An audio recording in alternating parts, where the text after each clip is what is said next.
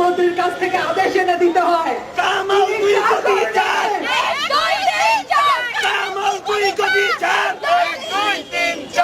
আমার কি অধিকার নাই বিচার চাওয়ার? আমি কোথায় যাব? আমি যখন মামলা করে তখন থানা থেকে আমাকে তুলে নিয়ে যাওয়া হয়েছে। আপনার আদালত, আপনার আইন, আপনার বিচার সম্পূর্ণ তাদের পক্ষে কাজ করেছে। একদিনের মধ্যে আমার বিচার খারিজ হয়ে গেছে। আমি সিটি ব্যাংকের লিফটের মধ্যে হেনস্থার শিকার, আমি সিটি ব্যাংকের সিঁড়ির মধ্যে হেনস্থার শিকার। আপনারা এই সব কিছুর বিচার চাই আমি। যখন আপনারা আমার গায়ে হাত দেবেন, আমি কমপ্লেন করলে তখন আমি খারাপ মেয়ে হয়ে যাই। আমি বিচার চেয়েছি, বিচার কোথায়? স্বরাষ্ট্রমন্ত্রী, আমি যে 2 বার আপনার সঙ্গে দেখা করলাম। আইনমন্ত্রী আনিসুল স্যার 2 বার দেখা করলাম আপনার সাথে। গুলশান থানার আয়ো কাইয়ুম আমাকে আমার বাড়িতে গিয়ে রাত্রি বেলা আমাকে অকথ্য ভাষায় কথাবার্তা বলে। আমার নাকি চলাফেরা ঠিক নয়। আপনারা বলেন, আমরা যখন অভিযোগ করব উল্টো আমাদেরকে তারা এই ধরনের অপবাদ দিবে। আমরা কোন দেশে আছি? আমরা কবে মুক্তি পাবো? আমরা কি সত্যি সত্যি স্বাধীন হতে পেরেছি? যখন 71 টিভি মাসরুর আরিফিন এমডির কাছে বক্তব্য চেয়েছে, তখন মাসরুর আরিফিন আমার কাপড় নিয়ে কথা বলেছে। আমার গায়ে নাকি কাপড় ঠিক মতো থাকে না।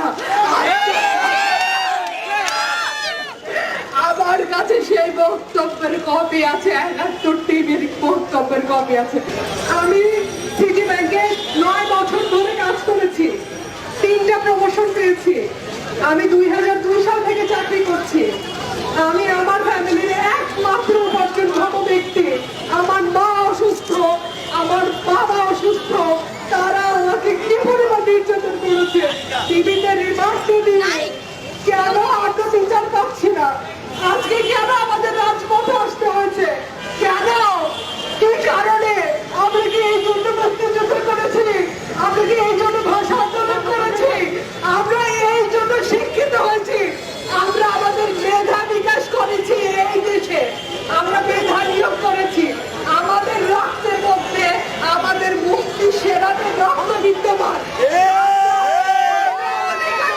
স্বাধীন করেছি, আমরা কেন বিচার পাচ্ছি না? আমি যখন থানায় গুলশান থানায় ঘুরেছি, আমি অভিযোগ জানিয়েছি, আমি বোর্ডের কাছে এখন আবেদন করেছি। আমাদের বোর্ডকে আপনারা জানেন, বিএনপির হাসিম সাহেবের ছেলে আজিজের কাছে টিটো, রুবেল আজিজ, তারা আমাদের সিটি ব্যাংকের বোর্ড। তারা আমাদের আওয়ামী লীগ নেতাদের সাথে জড়িত হয়ে 71 টিভি যখন আমার পক্ষে নিউজ করেছে, 71 টিভিকে তারা দমন করে দিয়েছে। আমার পক্ষে এমন কোনো হেডলাইন নেই, আমার কাছে সব কাগজ আছে। আপনার বাংলাদেশ প্রতিদিন নিউজ করেছে, যুগান্তর টিভি নিউজ করেছে, যুগান্তর পত্রিকাতে যে 2টা রিপোর্ট এসেছে, সাংবাদিক তহুরের কাছে এমডি সাহেব নিজে স্বীকার করেছেন, মাসরুর আরিফিন, যে আমি হেনস্থার শিকার সিটি ব্যাংকে। আমি অ্যাসিস্ট্যান্ট ভাইস প্রেসিডেন্ট, আমি ওখানকার মিড লেভেলের কর্মচারী। আমার সাথে যদি এগুলো হয়, সরাসরি তারা গায়ে হাত দেয় সাহস পায় কিভাবে? কিভাবে কর্মরত অবস্থায় নারী হেনস্থার শিকার হয়? আপনারা বলেন, কেন আমাদের আজকে রাজপথে আসতে হয়েছে? আমার বেতন মার্চ মাসে কেন দেওয়া হয়নি?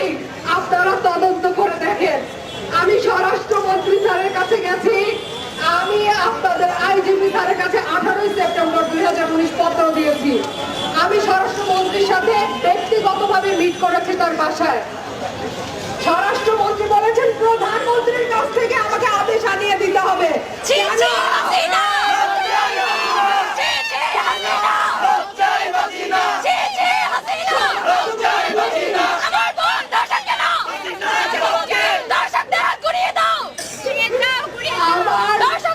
স্বরাষ্ট্রমন্ত্রীর পদের প্রয়োজন কি যদি আমাকে প্রধানমন্ত্রীর কাছ থেকে আদেশ এনে দিতে হয়?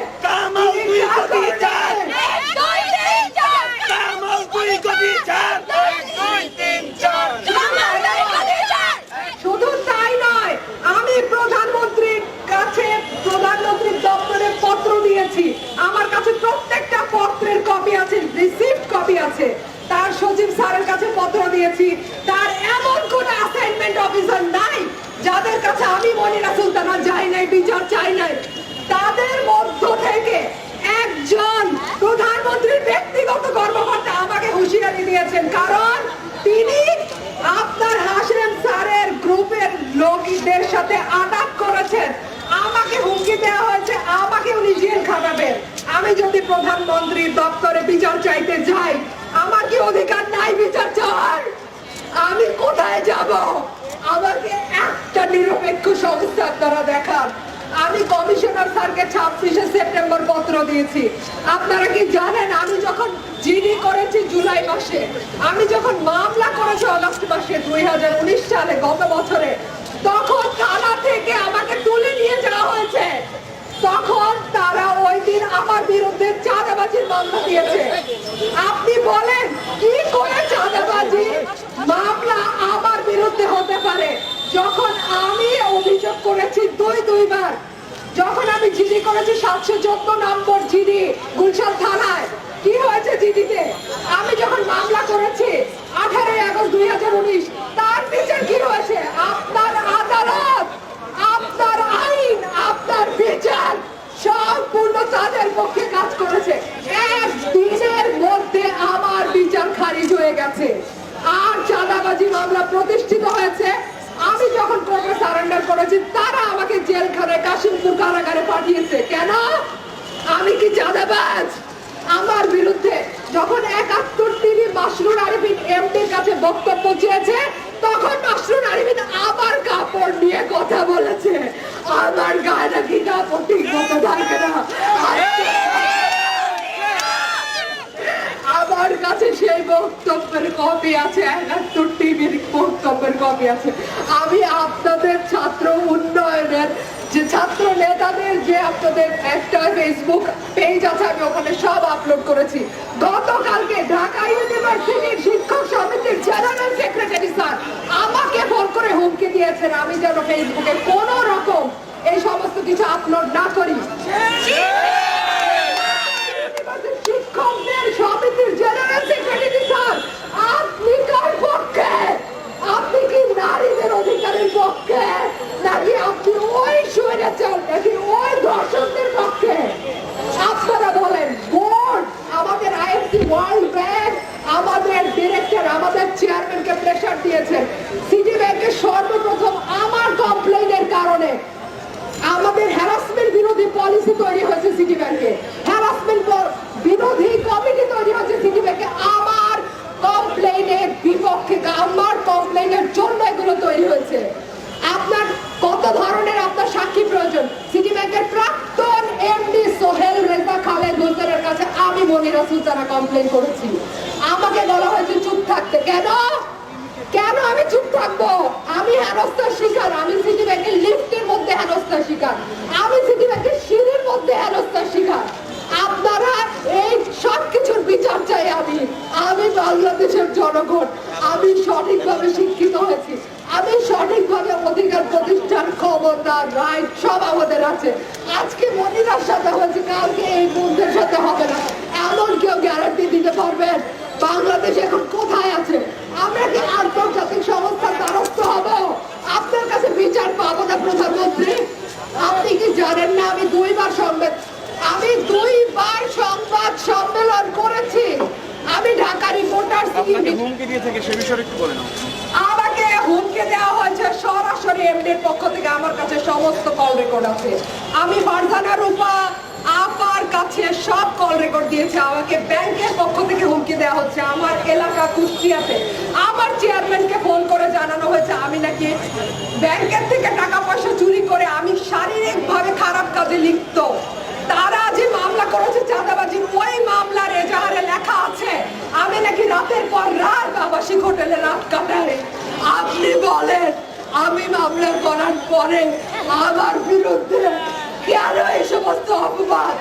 আমি যদি 9 বছর ওখানে 3টা প্রমোশন পেয়ে আমি সিনিয়র ম্যানেজার হতে পারি, অ্যাসিস্ট্যান্ট ভাইস প্রেসিডেন্ট হতে পারি আমার যোগ্যতার বলে, আর যখন আপনারা আমার গায়ে হাত দেবেন, আমি কমপ্লেন করলে তখন আমি খারাপ মেয়ে হয়ে যাই। আপনার বাংলাদেশ ব্যাংকে গভর্নর স্যারের কাছে আমি SMS দিয়েছি, আমি পত্র দিয়েছি, আমি রিকোয়েস্ট করেছি, আমি অর্থ মন্ত্রণালয়ের সিনিয়র সচিব আসাদুল আনিসুল স্যারের কাছে গিয়েছি। ঢাকা ইউনিভার্সিটির কোন স্যার আপনাকে হুমকি দিয়েছে, কেন হুমকি দিয়েছে? Nizam sir general secretary, Dhaka ইউনিভার্সিটির শিক্ষক সমিতির জেনারেল সেক্রেটারি স্যার। গতকালকে আমি ফেসবুকে আমার অধিকারের জন্য, আমার উপর নির্যাতন হওয়ার জন্য, আপনারা আমার ফেসবুক আইডিতে গিয়ে দেখেন, আমি জানিয়েছি কি হচ্ছে বাংলাদেশে। আমি কি বিচার চাইবো না? আমাকে বাংলাদেশ লিগ্যাল এইডের সহায়তা দেওয়া হচ্ছে। আমার জন্য শ্রম আদালত, প্রথম শ্রম আদালত তাদের সিটি ব্যাংকের টার্মিনেশনকে স্থগিত করেছে, অর্ডার দিয়েছে। আমি যখন থানায় জিডি করতে গেছি যে আমি জয়েন করতে গেলে আমি আবার হেনস্থার শিকার হতে পারি, জিডি নেয় নাই। আমার গাড়ি 24শে অক্টোবর রাস্তার মাঝখান থেকে জোরপূর্বক ছিনিয়ে নিয়ে গেছে সিটি ব্যাংকের এমডি মাস্টুর আলমিন। আমি তার জন্য নারী পেপারস ইউনিটি এই আপনার হাইকোর্টের এখানে আমি সম্মেলন করেছি। আমি বিচার চেয়েছি, বিচার কোথায়? স্বরাষ্ট্রমন্ত্রী, আমি যে 2বার আপনার সাথে দেখা করলাম, আইনমন্ত্রী আনিসুল স্যার 2বার দেখা করলাম আপনার সাথে। আমি দেখা করলাম অর্থমন্ত্রী স্যারের অফিসে এপিএস যিনি রতন স্যার, তার কাছে আমি পত্র দিলাম, লিখিত অভিযোগ করলাম। কমিশনার স্যারের সাথে আমি দেখা করলাম। আমি আইজিপি স্যারের কাছে পত্র দিলাম। পুলিশ প্রশাসন, গুলশান থানার কাইয়ুম আমাকে আমার বাড়িতে গিয়ে রাত্রিবেলা আমাকে অকথ্য ভাষায় কথাবার্তা বলে। আমার নাকি চলাফেরা ঠিক নয়। আপনারা বলেন, আমরা যখন অভিযোগ করব উল্টো আমাদেরকে তারা এই ধরনের অপবাদ দিবে। আমরা কোন দেশে আছি? আমরা কবে মুক্তি পাবো? আমরা কি সত্যি সত্যি স্বাধীন হতে পেরেছি? আমরা কি সত্যি সত্যি স্বাধীনতা অর্জন করতে পেরেছি?